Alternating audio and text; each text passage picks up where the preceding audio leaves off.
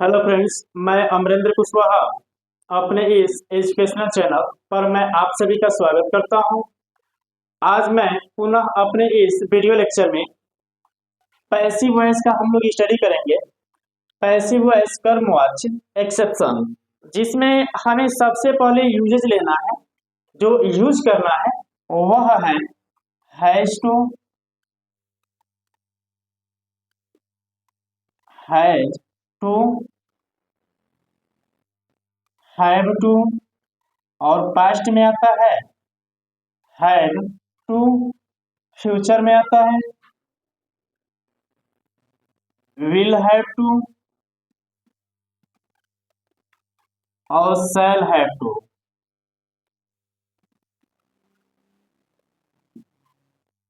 हाँ, इसमें देखिए, इसमें हमको देखना है has to, have to, had to, will have to और शैल हैव टू। फ्रेंड्स, इसमें करना क्या रहता है, यह यूज थोड़ा सा टेंस से हट करके है।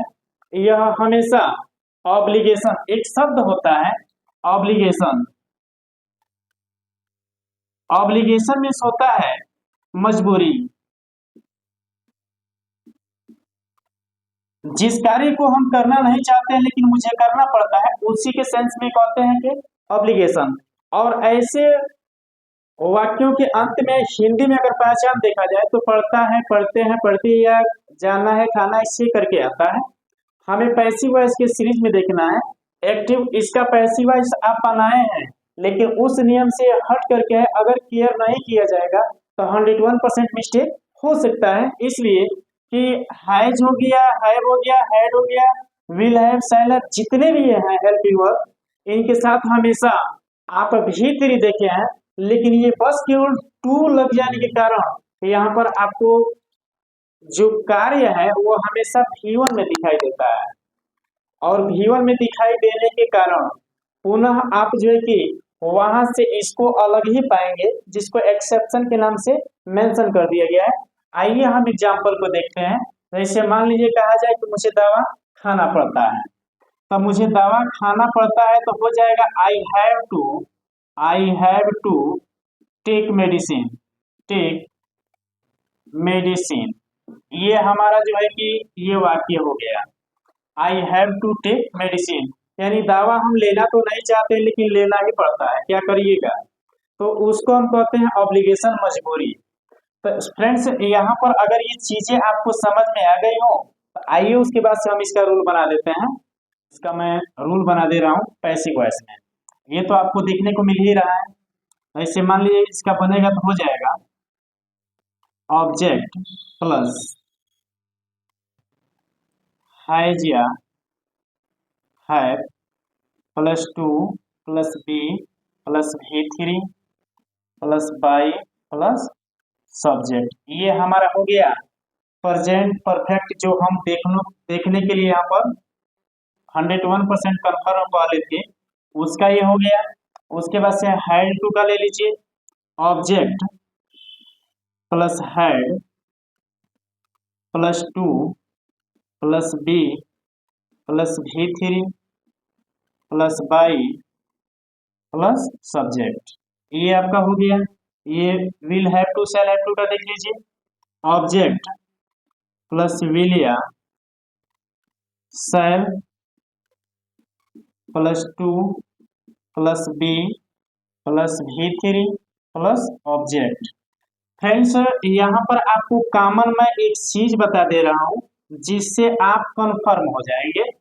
आपको has, have, had, will have, shall have के बाद से अगर V1 दिखाई देता है तो 101% आप कंफर्म हो जाइएगा कि इस वाक्य में ऑब्लिगेशन ही दिखाया गया है। और ऑब्लिगेशन के सिचुएशन में हमेशा टू का प्रयोग हुए रहता है।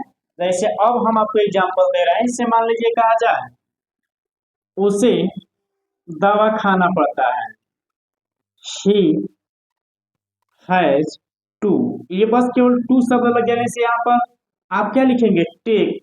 यही चीज टू बस केवल नहीं था तो आप यहाँ पर टेकन V3 लिखा करते थे, टेक मेडिसिन। अब इसका हम पैसिव वॉइस बनाएंगे तो हैज टू की सहायता से आप बने हुए वाक्य का पैसिव यहाँ से लेंगे। तो ऐसे हम मेंशन कर देते हैं यहाँ पे कि ये आपका हो गया प्रेजेंट का, ये आपका हो गया पास्ट का, और ये आपका हो गया फ्यूचर का। फ्रेंड्स, तो यहाँ पर आप जो है कि प्रेजेंट का देख रहे हैं, प्रेजेंट वाले रूल पर आप मिला लीजिए कि हम सबसे पहले क्या लिखेंगे, ऑब्जेक्ट। ऑब्जेक्ट मेरा क्या हो जाएगा, मेडिसिन, मेडिसिन। अब मेडिसिन के अकॉर्डिंग जो है कि हम हैज और हैव में से ले लेंगे, हो जाएगा हैज। अब उसके बाद से मुझे क्या लगाना है, टू। अपने पास से क्या लगाना है, बी। आप बस केवल ये समझेंगे ना कि जितने भी इसमें वाक्य दिखाई दे रहा है, हेल्पिंग और के बाद से जो टू शब्द आया है, टू के बाद से बस केवल आपको बी शब्द लगाना है, और उसके बाद से भी थ्री आपको 101% लगाना है। तो ऐसे अब टेक का हम कर देंगे तो हो जाएगा टेकन, क्या, बाई, किसके द्वारा, हिम। एक और एग्जांपल देख लीजिए, मुझे पत्र लिखना पड़ता था, I had to write a letter. देखिए वहां पर आप हैड के साथ हमेशा भी थ्री लिखते थे, लेकिन टू शब्द आ जाने से अब यहाँ पर भी वन ही है, भले हैड है तो क्या है, इसका हम पैसिव वॉइस बनाएंगे तो हो जाएगा a letter had to be. अब राइट का हम भी थ्री करेंगे, हो जाएगा रिटन बाय मी। ये हो गया। अब इसी तरीके से आपको समझना है यहाँ पर, फिर जो है कि मान लीजिए यहाँ पर ऑब्जेक्ट प्लस विल या सेल के, जैसे विल हो या सेल हो, पुनः 1 मिनट, जैसे यहाँ पर बनाया गया है,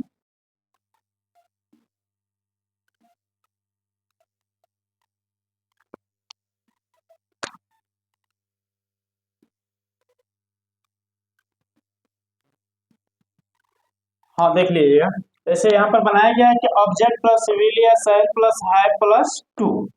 अब टू शब्द आ गया है तो कहीं ना कहीं से आप कंफर्म मुझे कि हमें बी लगा करके भी थ्री तो 101% पैसे में आपको लगाना ही लगाना है। एक और एग्जांपल मैं फ्यूचर का मेंशन कर दे रहा हूँ, से मान लीजिए कहा जाए शी विल हैव टू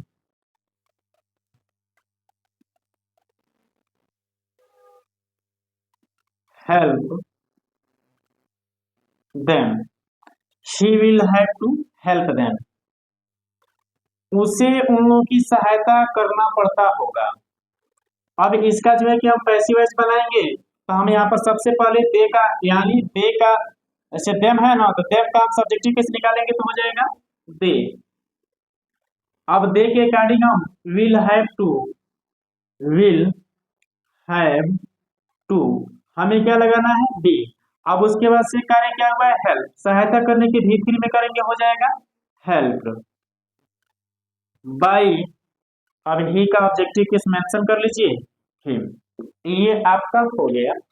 पुनः आप ये ध्यान देंगे कि हैज, हैव या had, will have, shall have के बाद से अगर टू शब्द आ गया है तो आगे आपको भी1 दिखाई देगा।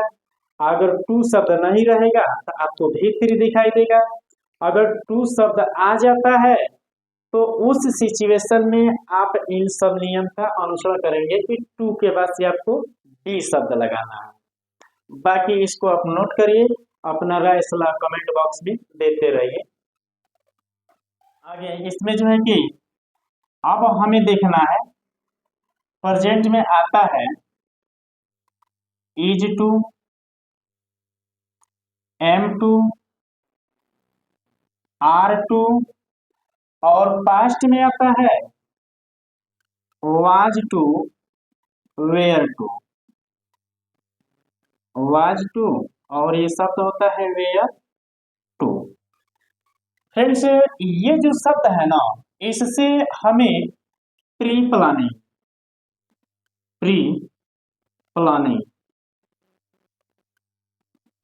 प्री प्लानिंग मीन्स क्या होता है? पूर्व योजना। पूर्व योजना, पूर्व योजना मीन्स क्या? जो पहले से तैयारी की गई है कि मुझे, जैसे कुछ लोगों को बाहर जाना होता है तो ऐसा नहीं कि ऑन स्पॉट तुरंत जो है कि मेंशन किए कि बाहर जाना है चल दिया, ऐसा नहीं हो सकता है।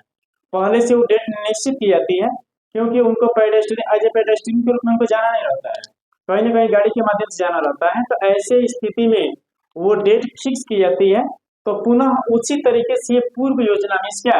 पहले से बनाई गई तैयारियां, उस सेंस में हमें जो है कि is to, am to, are to, were to, was to होता है, और इसमें मुख्य क्रिया के फर्स्ट फॉर्म में आईएनजी का प्रयोग नहीं होता है। तो आइए इसको जो है कि हम एज एग्जाम्पल के रूप में मेंशन करते हैं अपने एक्टिव वॉइस से पैसिव वॉइस बनाने के सीरीज में। इसका हम रूल बना देते हैं। पैसिव वॉइस का मैं रूल बना दे रहा हूं आपको। जैसे आपका बन जाएगा ऑब्जेक्ट प्लस इज एम और plus to plus be plus V three plus by plus, ये आपका हो गया सब्जेक्ट। पास्ट में हमारा हो जाएगा object plus was were plus to plus be plus V three plus by plus subject, ये हमारा हो गया। ऐसे स्थिति में हमें जो है कि पूर्व योजना यानी पहले से बनाई गई जो कार्य विधि होता है उसके बारे में हमें पता चलता है। आइए हम जो है कि इसको मेंशन करते हैं एज एग्जाम्पल के रूप में। मेरी योजना उसकी सहायता करने की है। I am to help him, I am to help him. ठीक उसी प्रकार से कहा जाए he was to eat food. अब इसका मतलब क्या हुआ कि मेरी योजना उसे सहायता करने की है और उसकी योजना खाना खाने की थी। तो ये प्री प्लानिंग होते हैं वो शब्द कि हमारी योजना क्या है, मुझे खाना खाने की योजना है या खाना बनाने की योजना है या किसी की सहायता करने की योजना है। देखिएगा शादी विवाह में कुछ लोग आते हैं तो कुछ लोग खाली खाने के उद्देश्य से लगे रहते हैं कि कब खाना खाने के लिए हमें स्थान मिल जाएगा, और कुछ लोग होते हैं कि उसमें व्यवस्था थोड़ा सा भी डिसबैलेंस होता है तो उसमें सहायक के रूप में कार्य करने लगते हैं। तो कुछ लोगों की योजनाएं होती है कि मुझे करना क्या है, मेरा टारगेट क्या है। तो पुनः आइए उस सेंस में हमें बनाना है। तो हम क्या करेंगे, सबसे पहले ऑब्जेक्ट लेंगे, ऐसे हिम शब्द हो गया तो हिम का हम सब्जेक्टिव कैसे निकालेंगे तो हो जाएगा ही। अब ही के साथ हम सहायक क्रिया लगाएंगे तो हो जाएगा इज, ही इज। अब यहाँ पर टू इतना तब कॉमन मिल गया आपको, बी लगाना है, ही इज टू बी। कार्य क्या हुआ है, सहायता करने की, हमें जो है कि भी लिखना है हेल्प बाई। अब आई का ऑब्जेक्टिव केस करेंगे तो हो जाएगा मी, ये हमारा हो गया। ठीक उसी प्रकार से हम इसको देख लेते हैं। तो ये हमारा हो जाएगा सबसे पहले फूड, फूड के अकॉर्डिंग जो है कि हम हेल्पिंग और करेंगे तो वाज टू बी। कार्य क्या हुआ है, खाने का, हम भी में करेंगे हो जाएगा ईटन बाई हिम। ये हमारा हो गया पैसिव वॉइस। मुझे सहायता करने की, मुझे उसकी सहायता करने की योजना है और उसे खाना खाने की योजना है। तो ये सब प्री प्लानिंग पर आधारित आपको करना इसमें क्या है, आप ये देखेंगे कि इज एम आर के साथ अगर टू शब्द आता है तो 101% आपको दिखाई दिया कि आगे मुख्य क्रिया का फर्स्ट फॉर्म ही होगा, इसमें V1 में आईएनजी होता नहीं है। अगर टू शब्द आ जाता है तो टू शब्द के आ जाने पर आपको करना क्या है कि हम सबसे पहले ऑब्जेक्ट मेंशन करेंगे, उसके अनुसार सहायक क्रिया का प्रयोग करके टू के साथ बी लिखते हैं। यही चीज है, आप में केयर कीजिएगा पहले वाले लेक्चर में प्रेजेंट कंटिन्यूअस है, वहां पर क्या होता था कि ऑब्जेक्ट के अकॉर्डिंग इज एम आर का प्रयोग करके हम बी न लिख करके बीइंग लिखते थे। तो जहां पर V1 में आईएनजी आता है वहां पर बीइंग लिखा जाता है, और जहां पर V1 आता है वहां पर बी मेंशन करके लिखा जाता है अगर टू शब्द आया हो तो। आगे इसके बाद से अगला जो है कि हम लोग टॉपिक मेंशन करते हैं, खूब बढ़िया से इसको व्यवस्थित तरीके से आप नोट करिए। आइए फ्रेंड्स, हम लोग जो है कि पुनः फिर आगे अगला अपना जो है कि टॉपिक मेंशन करते हैं, जिसमें अब आएगा model helping verb. Model helping verb,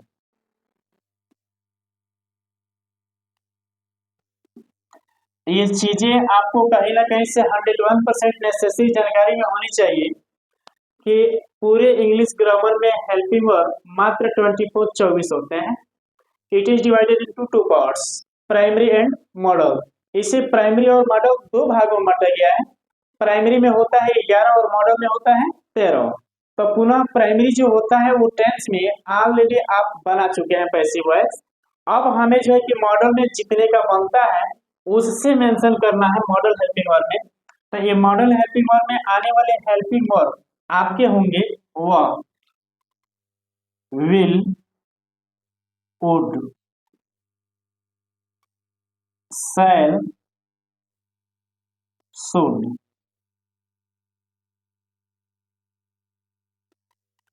can, could, may, might, must, etc। Friends आगे जो होता है use to, are to, need, dare, ये देखिएगा टोटल ऐड करेंगे तो मात्र 9 ही होता है। जैसे 1 2 3 4 5 6 7 8 9, ये मात्र 9 पे आके कंप्लीट हो जाएगा। जैसे use to, are to, need, dare, उसका पैसे में कोई बहुत ज्यादा रूल नहीं है, पूछा नहीं जाता है, जो पूछा जाता है उसका ऑलरेडी मैं बनवा रहा हूँ। अब देखिए यहाँ पर मॉडल हेल्पिंग वर्ब में जो भी होता है तो हेल्पिंग वर्ब में हमें कोई परिवर्तन करना नहीं रहता है। हम सब्जेक्ट को ऑब्जेक्ट बनाते हैं, ऑब्जेक्ट को subject, model helping verb same रखते हैं। उसके बाद से हमें बी लगाना रहता है, बी लगा करके मुख्य क्रिया का थर्ड फॉर्म लिखते हैं और पैसिव वॉइस करके के पहले बाई लगाते हैं। मैं रूल मेंशन कर दे रहा हूँ, यहाँ ऊपर आपको दिखा दिया गया है कि मॉडल हेल्पिंग वर्ब में कौन कौन सब आते हैं। आपको पैसिव वॉइस बनाना होगा तो हम सबसे पहले क्या लिखेंगे, ऑब्जेक्ट, उसके बाद से H we means helping verb, यहाँ पर हम कर दे रहे हैं मॉडल, जो हेल्पिंग वर्ब रहेगा वो मॉडल हेल्पिंग वर्ब होगा। उसके बाद से आपको लिखना है बी, उसके बाद से V3 plus by plus subject. ये आसान है, थोड़ा सा बस केवल ध्यान चक्कर क्रिएट करने के लिए सब चीजें जो है कि डिस्टर्ब की जाती हैं। देखिएगा प्रेजेंट में या पास्ट में आप पढ़े होंगे तो रूल थोड़ा बहुत चेंजिंग आता है, लेकिन इसमें कोई चेंजिंग नहीं होता है। आपको करना क्या है, सब्जेक्ट को ऑब्जेक्ट, ऑब्जेक्ट को सब्जेक्ट और मॉडल हेल्पिंग वर्ब के बाद से आपको बी लगाना है और V3 लगाना है। आगे ऐसे मान लीजिए एग्जाम्पल में कहा जाए, मैं आपकी सहायता कर सकता हूं, I can help you, I can help you. हमें करना क्या है, सबसे पहले ऑब्जेक्ट लिखना है तो हो जाएगा यू, 101% श्योर है। आगे हमें मॉडल हेल्पिंग वर्ब में कोई चेंजिंग करना रहता नहीं है, हम कैन को कैन में ही रहने देंगे। अब उसके बाद से मॉडल हेल्पिंग के बाद क्या करना है, हमें बी लगाना है। कार्य क्या हुआ है, सहायता करने की मीन्स हेल्प। बाई, अब आई का हो जाएगा में, हो गया, बहुत सिंपल सी है, इसमें बहुत वो नहीं करना है, कहीं डिस्टर्ब हो जाएगा, 101% डिस्टर्ब नहीं होगा। आगे सेकेंड मेंशन कर लीजिए, वे लोग आपकी सहायता कर सकते हैं, दे विल हेल्प यू। पुनः इसका भी बनाइए तो हो जाएगा you will be helped bye them. मात्र यही सब सिचुएशन आपको रखना है कि मॉडल हेल्पिंग वर्ब आप जो है कि कंफर्म कर लीजिए। और मॉडल हेल्पिंग वर्ब में करना क्या है, सब्जेक्ट को ऑब्जेक्ट, ऑब्जेक्ट को सब्जेक्ट। मॉडल हेल्पिंग वर्ब लिखने के बाद से हम बी लगाते हैं, उसके बाद से मुख्य क्रिया का थर्ड फॉर्म प्रयोग करके बाई लिखते हैं और उसके बाद से हम पैसिव वॉइस का ऑब्जेक्ट लिखते हैं। जैसे मान लीजिए आई कैन हेल्प यू, हम एक यू को बनाए सब्जेक्ट, यू कैन बी, हमें मॉडल हेल्पिंग वर्ब में कोई चेंजिंग नहीं करना रहता है। उसके बाद से बी का प्रयोग करके V3 और पैसिव वॉइस का के पहले बाई। इतना ही इसका मुख्य जो की भूमिका है। सबसे इंपॉर्टेंट एक नियम अब लास्ट में दे रहे हैं, जिसको आप लोग 101% याद करिएगा, इसलिए कि मैक्सिमम लड़के आकर के यहाँ पर गलती कर ही बैठते हैं, क्योंकि उनको 22 शब्द अपने गांव के घरेलू भाषा में 22 शब्द सुने होंगे, जिसका अर्थ निरर्थक होता है कि बाई धल है। तो ऐसे स्थिति में मैं आपको बाई हटाने की जो है कि एक सिस्टम व्यवस्था पर कहीं ना कहीं से मेंशन कर रहा है, जिसमें ये 22 शब्द नहीं लगता है और लड़के लगा देते हैं। फ्रेंड्स, आप ये जानिए, यदि एक्टिव वॉइस के वाक्य में सब्जेक्ट के स्थान पर इंडेफिनिट प्रोनाउन जैसे मान लिया हो गया सम, समवन, somebody,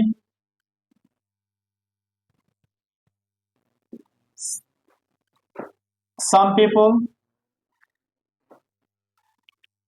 आप इस तरीके से जैसे आप मेंशन कर सकते हैं वन, नन, नन वन, जैसे नन बट, ये जितने भी शब्द होते हैं, या नो वन, नो बडी, नो पर्सन, नो, तो ये सब जितने भी इंडिफिनिट प्रोनाउन के शब्द हैं, इन सभी शब्दों में से अगर कोई भी एक्टिव वॉइस के सब्जेक्ट के स्थान पर प्रयोग हो गया, तो जैसे मान लीजिए कि अगर इसे हम ETC मेंशन कर दे रहे हैं, जैसे मान लीजिए कहा जाए someone has stolen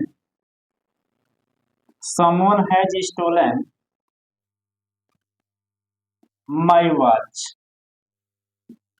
someone has stolen my watch, किसी ने मेरा घड़ी चुरा लिया है। तो यहाँ पर ये बातें कही गई है ना, किसी ने आपका घड़ी चुरा लिया है, तो अब वो आपको पता नहीं घड़ी किसने चुराया है। तो ऐसे स्थिति में आप क्या करते हैं, एक्टिव वॉइस के सब्जेक्ट को पैसिव वॉइस का ऑब्जेक्ट बनाते हैं। जैसे मान ली हो गया माई वॉच, अब यहाँ पर हैज के स्थान पर हम लगाएंगे has been, my watch has been stolen. किसी ने मेरा घड़ी चुरा लिया है, तब आपको कोई जानकारी नहीं किसने घड़ी चुराया है, इसका अब my watch has been stolen, मेरी घड़ी चुरा ली गई, तभी आपको पता नहीं है। यहाँ पर लड़के क्या करते हैं, लिख देते हैं बाई समवन। तो समवन का मतलब क्या है, कोई निश्चित जानकारी न तो यहाँ पर है और न ही यहाँ पर है, तो ये निरर्थक शब्द होते हैं, और निरर्थक शब्द होने की वजह से बाइक लगाकर इसे लिखने का कोई अर्थ होता नहीं है।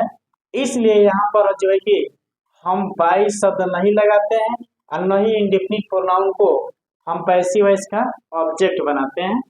तो ऐसी स्थिति में ये चीजें आप 101% मेंशन किए रहेंगे कि अगर एक्टिव वॉइस के सब्जेक्ट के स्थान पर इंडेफिनिट प्रोनाउन जैसे some, someone, somebody, some people, some person, any, anyone, no one, nobody, no person, या नन, नन बट, ये जितने भी शब्द हैं, इन शब्दों से अगर वाक्य आरंभ हुआ हो, उसके बाद से पैसिव वॉइस बनाने के लिए दे दिया गया हो, तो ऐसी स्थिति में आप पैसिव वॉइस के ऑब्जेक्ट के पहले बाई नहीं लगाएंगे और न ही इंडेफिनिट प्रोनाउन को पैसिव वॉइस का ऑब्जेक्ट बनाएंगे। यहीं पे जो है कि वीडियो कंप्लीट करते हैं। मैं ऐसा करता हूं कि आपको समझ में आया होगा। वीडियो देखने के लिए बहुत बहुत धन्यवाद। Thank you. इसे नोट कर लीजिए।